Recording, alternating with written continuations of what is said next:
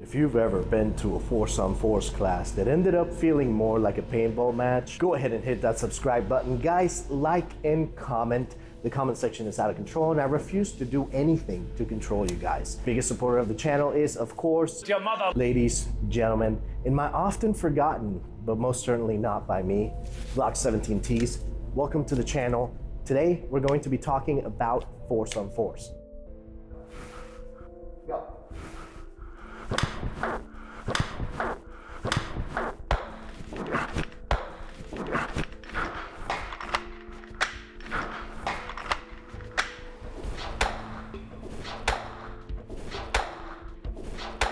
There are right and wrong ways to do Force on Force classes, and this is why it's so important to have a curriculum and a set of key learning objectives for the students participating in that class. The key to a successful Force on Force class is the mindset. The student has to be in the right mindset to understand that every scenario that the student is participating in, they need to treat it as if it was a real life and death situation.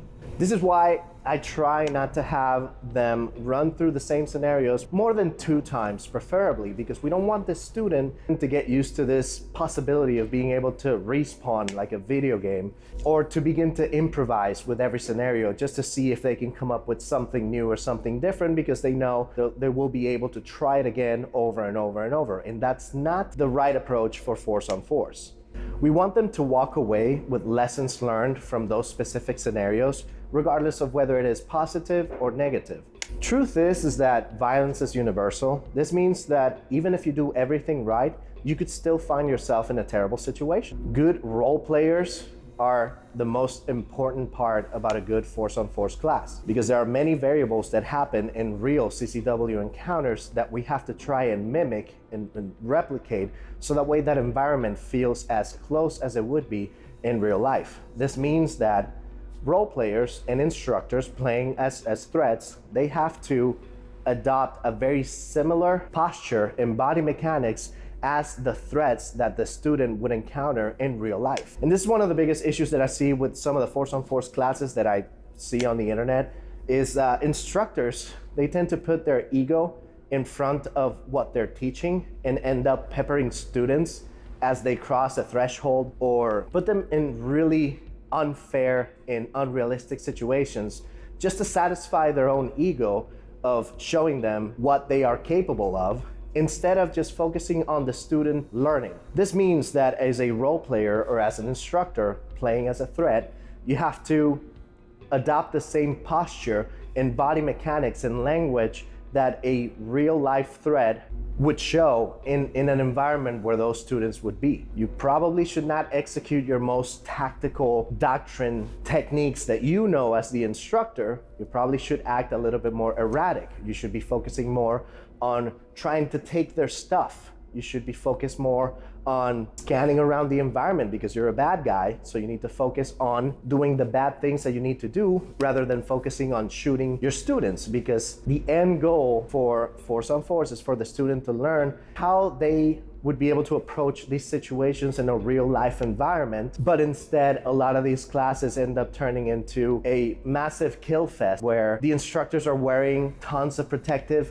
gear and they don't feel when they're getting shot, or they position themselves in places where it's incredibly unfair for the student and they basically will never have a fair shot at winning the engagement. And this is all just for the student to walk away thinking, wow, there's no way I could beat those guys because they're former SF or whatever. And that to me does more damage than good, because we should be able to set our egos to the side regardless of what we know and focus on the student actually learning from us, rather than satisfying our own ego and peppering them with sim ammunition just to prove a point that we're better than them.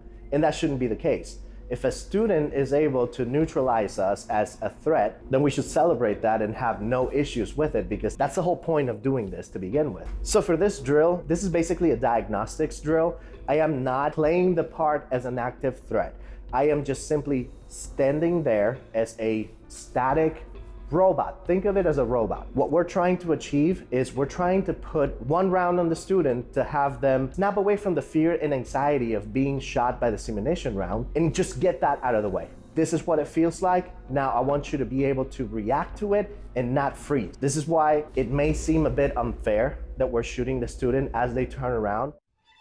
Now, I know what you're gonna say. Isn't that a little unfair to shoot the student like that? And I'm simply just going to point you towards the research. We're reading A Scientific Approach to Reality-Based Training by Terry N. Waller, PhD, and Jeff Quayle.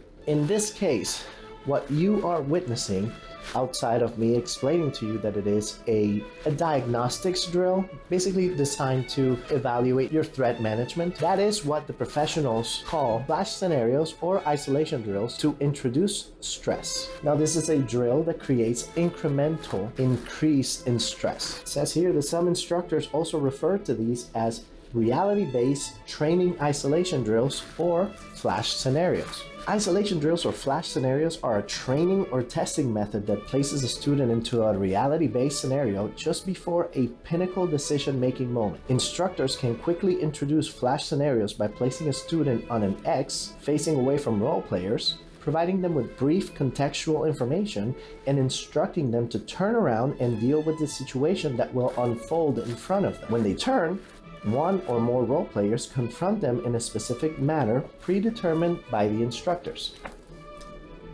That's the science. You're welcome. God damn it. So the first thing we do is we ask the student to turn around. Once the student turns around, we fire one round in center mass.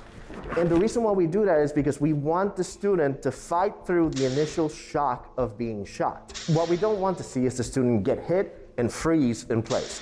We want them to get hit and work through a position of cover, maybe fire a round if they are able to. Some of these scenarios we saw, I believe it was Ian, he actually did not fire a round towards the target. He actually took the round, recognized the threat, and decided to move to cover, which is totally fair because drawing your pistol while you already have a gun pointed at you takes time. So Ian decided to rush to cover, which is totally fine. But myself, as the threat, I am not necessarily pushing forward or being aggressive. I am operating more as a robot. If you give me the opportunity to put a round on you, I will. And this is simply just to allow them to understand how cover works, where to go into cover, where to come out of cover. So you drew, so present it, and then you went into cover, right?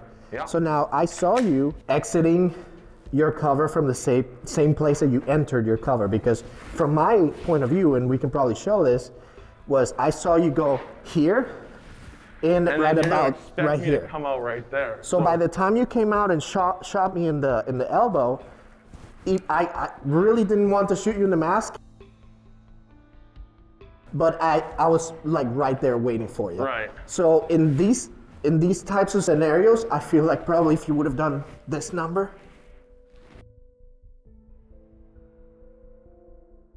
you probably would have caught me by surprise. Gotcha. Or you could have done the more dynamic.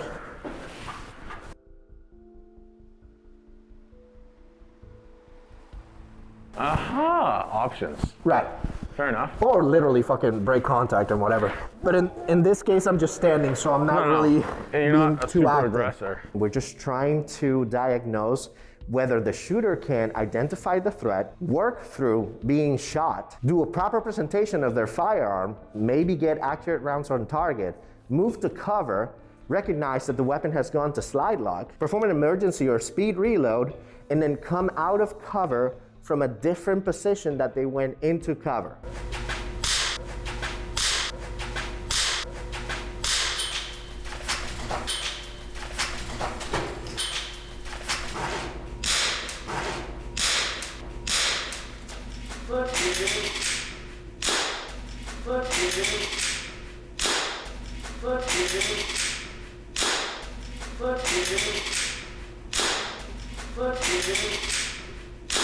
But the idea is to get people to get hit and respond, right? But you never want to kill people in training because, yeah, you might get shot. Maybe you will die, maybe. But the entire time that you have until you die, you could save your family. Or you could do something to kill the other person that may hurt your family.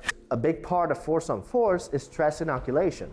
We want them to apply all the fundamentals that we learn and we practice in the flat range with stress.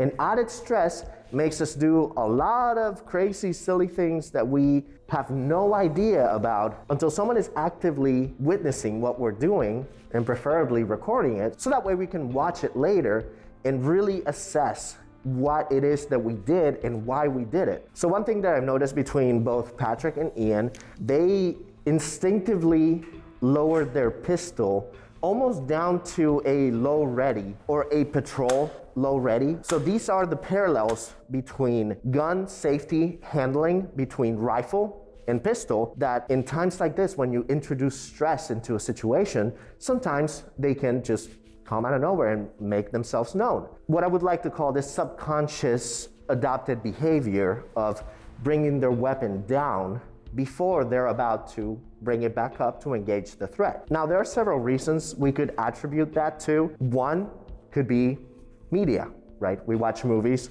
police officers moving around doing this low ready. Another good example is after working so many years in gun shops and firearms instructing, I noticed that a lot of brand new shooters, when you would hand over a pistol, they would instinctively try to use the revolver grip on a semi-automatic firearm.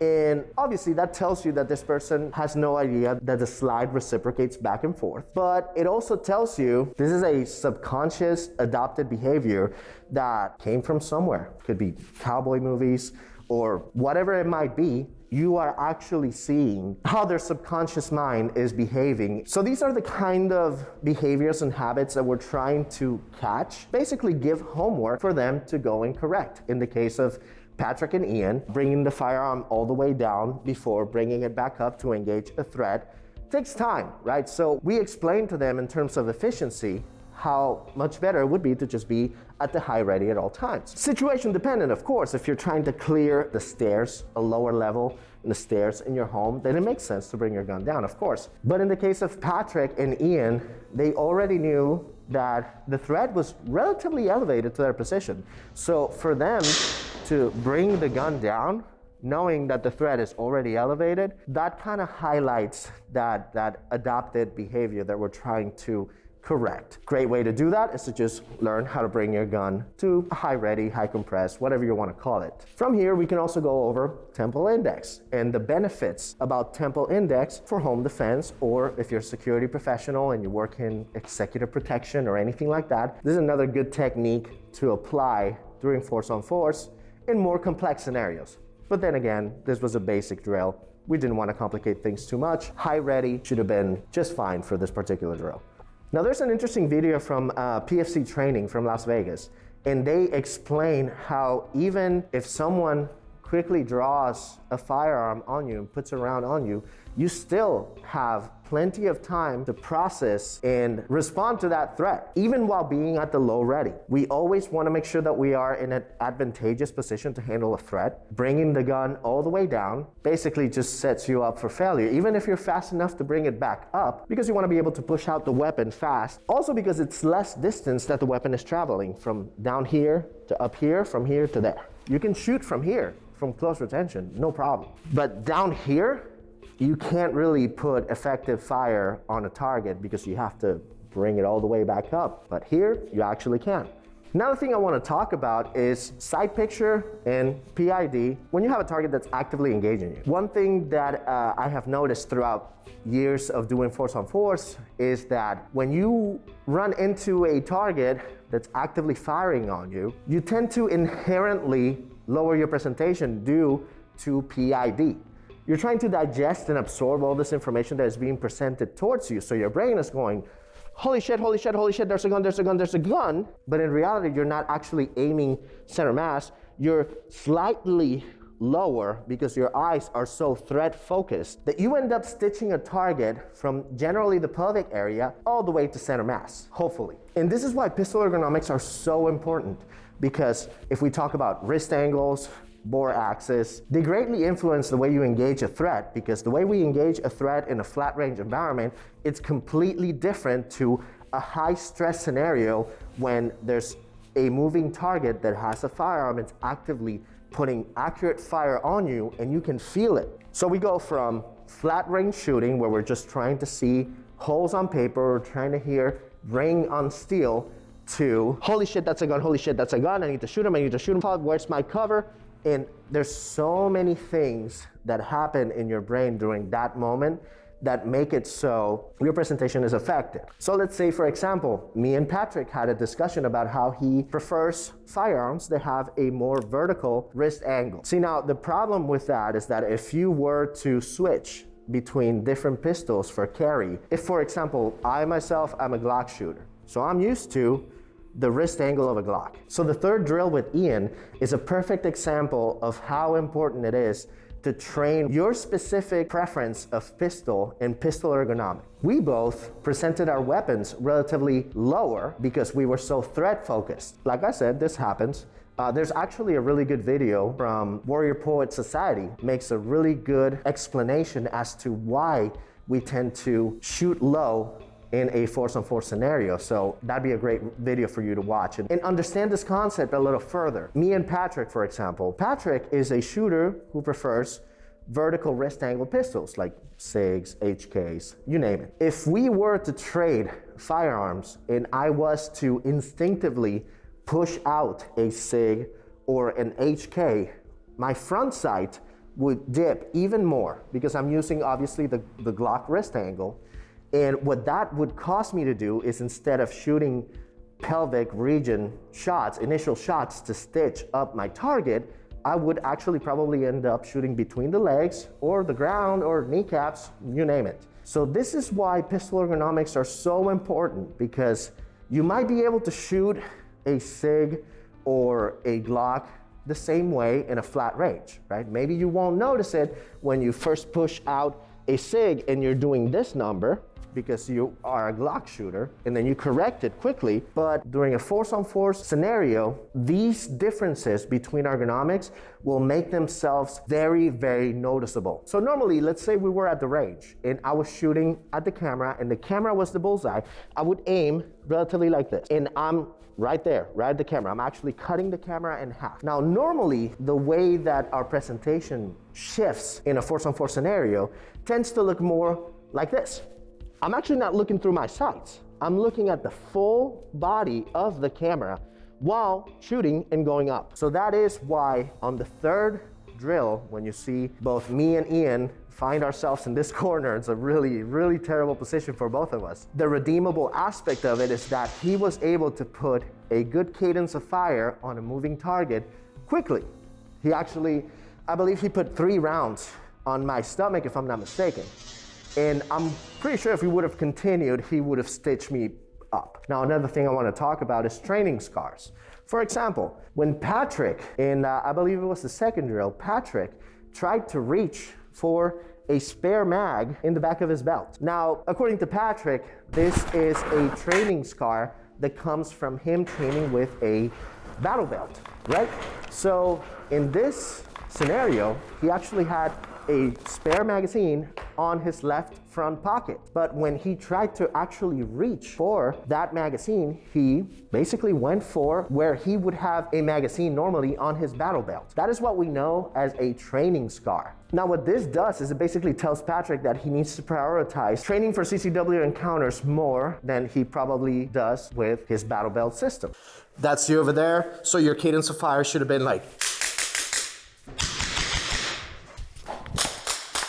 I'd rather have a student walk away knowing that they failed in certain aspects of the scenario and let them think about which specific fundamental or technique they failed on, so that way they can take that as homework, work on it, and then the next time that they go to a force-on-force class, they'll be able to apply those lessons learned and hopefully do better for the next class.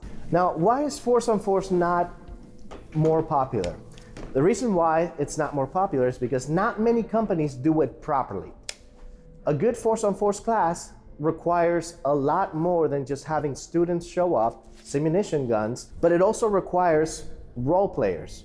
And good role players in a force-on-force class can either make or break the experience for the students in that environment. Because a good role player is there to basically mimic everything that would happen in a real-world scenario, to force the student to be inoculated by stress enough to the point where their decision making is tested by a lot of changing variables. This is why a lot of these force on force classes that you see out there end up looking more like glorified paintball matches. And let's face it, no one really is making force on force classes look sexy media-wise, which is something that we are trying to change. Because I oftentimes get the argument of, listen man, I just don't think that I'm ready to go to a force on force class yet. And I just go, wait, what? So you carry a gun every day? Yes. You can safely holster and reholster a firearm? Yes. Can you get rounds on paper within a human-sized target silhouette and in a decent enough group that you feel comfortable shooting at that particular distance?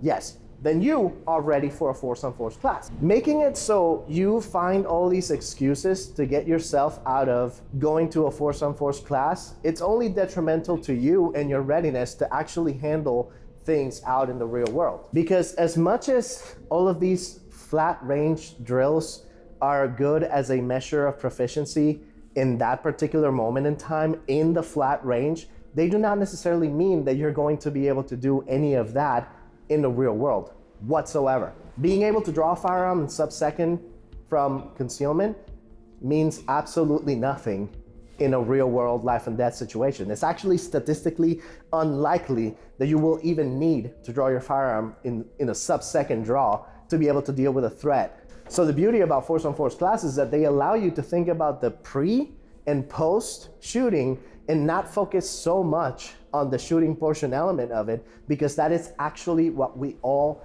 lack of in terms of training for the real world out there. Give me the gun! Give me the gun! Give me the gun! Give me the gun!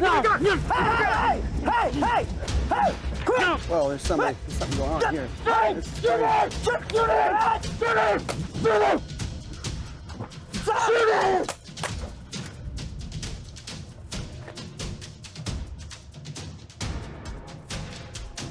What just happened? What happened?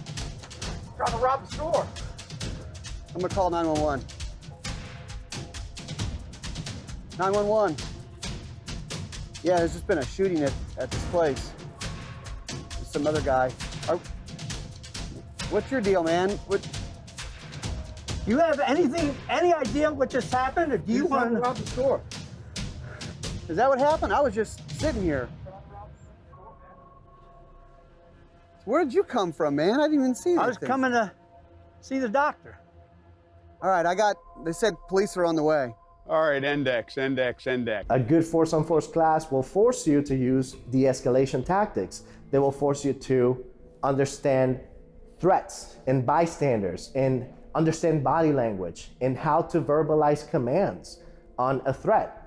Have you noticed that most of tactical Instagram does not even remotely come close to ever connecting this with this? And a big portion of being in a real life CCW encounter will be to control your environment, being able to dial 911 under stress. So the reason why force on force is not as popular is because it takes a lot to put a good force on force class together. I have talked about this with Tony Cowden quite frequently, where people are just not interested because the force on force class is the one thing that will get you the most bang out of your buck in terms of learning. Logistically speaking, it's so hard to put one together that when people usually see the fees for a force on force class be so high, they're instantly turned off because they would rather go through a class where they're gonna shoot 1,000 rounds and then they will get props from the instructor and maybe get a coin because you were able to draw under a second from concealment. But in reality, that actually does nothing for you other than show a certain level of proficiency on a flat range. This is why if you can safely draw a firearm and have hits on target in a decent sized group, you can safely reholster your gun, you are more than ready to attend a force on force class. We're keeping things very simple here at A&R because obviously I'm the one that's conducting the training, but eventually link up with Ridgeline Defense, we're gonna link up with Tony Cowden as well, and we're going to shift the focus more from flat range static drills to a more comprehensive real world application of what a real CCW encounter would look like and what you need to know and understand in order to be able to feel truly prepared for a CCW encounter. So thanks for watching and go and get yourself some good training out there, man.